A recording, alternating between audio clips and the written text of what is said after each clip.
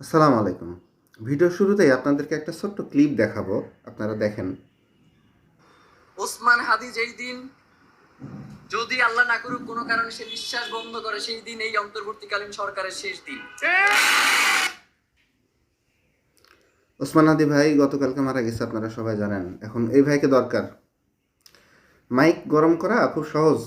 আশেপাশে 10-20টা মানুষ, 30টা 50টা মানুষ নিয়ে মাইক গরম করা খুবই সহজ।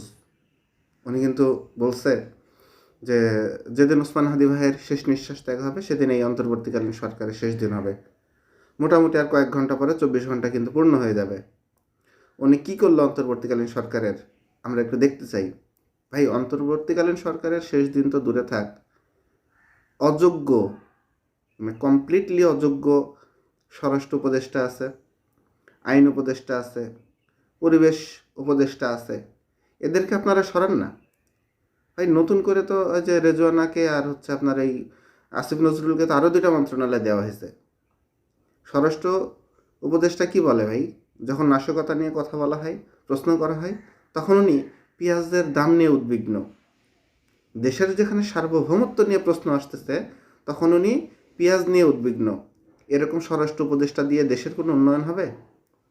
আর এই যে এই ভাই, দেখলেন তো ভিডিও ক্লিপস, খুব বলল যে অন্তর্বর্তীকালীন সরকারের শেষ দিন হবে। দেখি কি করে। তো এগুলো আসলে ঠিক না। বিষয় হচ্ছে প্রতিবাদ করতে হবে প্রতিবাদের ভাষাতে, শুধু মাইক গরম করলেই সব কিছু হবে না।